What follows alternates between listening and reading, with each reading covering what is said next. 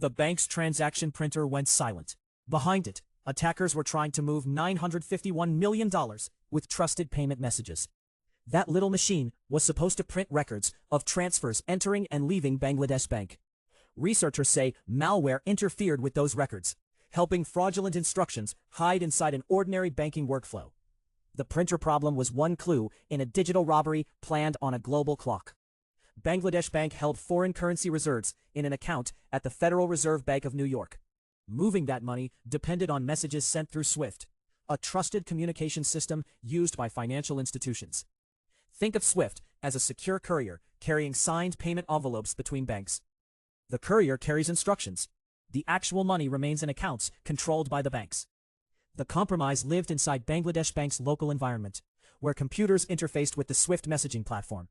SWIFT's network and core messaging services remained intact, according to the organization and its chief executive. The attackers had reached the office that could prepare convincing, fraudulently authenticated envelopes. U.S. prosecutors later alleged spear phishing helped compromise the bank network and reach terminals connected to SWIFT. Researchers described preparation beginning around May 2015, months before the transfers. Accounts were reportedly prepared in Manila and Sri Lanka, while the attackers waited for their moment. Once inside, the attackers could observe legitimate users and learn how real payment traffic looked. That patience mattered. A forged message works better when it resembles every trusted message around it. The operation began on Thursday, February 4, 2016, near the end of Bangladesh's working week. New York, Bangladesh, and the Philippines were each moving through different business calendars. The following Monday brought the Lunar New Year holiday and bank closures in the Philippines. Researchers said the timing created a 4-day window for transfers to move before a coordinated response. During that window, attackers issued dozens of fraudulent requests through the New York Fed. The attempted total reached approximately $951 million. That number describes the ambition, not the final loss. Most requests were blocked or questioned before the money could complete its journey. Still, $81 million reached accounts in the Philippines. That was real money, successfully taken from Bangladesh Bank. Reporting traced those funds onward into casinos, where chips and gambling transactions complicated the trail. The digital envelopes had become casino chips scattered across multiple tables.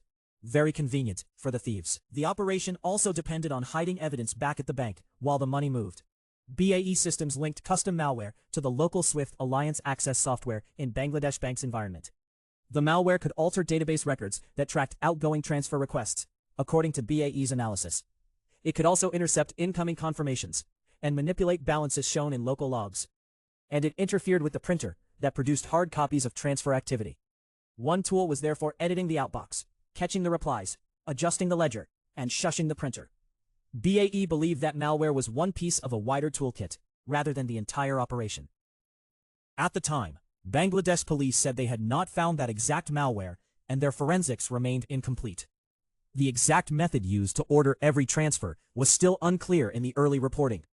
That uncertainty matters because access, message creation, concealment, and money laundering are separate stages. Investigators also ask who could organize a campaign with this preparation, tooling, and patience. BAE found code overlap with the 2014 Sony Pictures attack, creating an early clue toward North Korea. 2 years later, the U.S. Justice Department charged programmer Park Jin-hyuk in a wider cyber conspiracy. The complaint alleged he belonged to a North Korean government-backed team known privately as Lazarus Group. Those charges were accusations, and the DOJ release said the defendant was presumed innocent. For defenders, the clearest lesson sits at the boundary between a trusted network and each connected customer. Secure the computers, credentials, and interface software allowed to send high-value payment messages. Separate creation, approval, transmission, and reconciliation, so one compromised desk cannot control every record. Compare payment messages with independent evidence. A database and its nearby printer can share the same blind spot. Treat unusual timing, destinations, language, and bursts of high-value requests as reasons to verify fast. Test deployed systems, train defenders, and keep communication moving across institutions and time zones.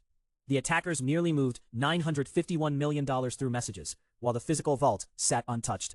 In modern banking, the most valuable target can be the trusted instruction, telling someone else to move the money.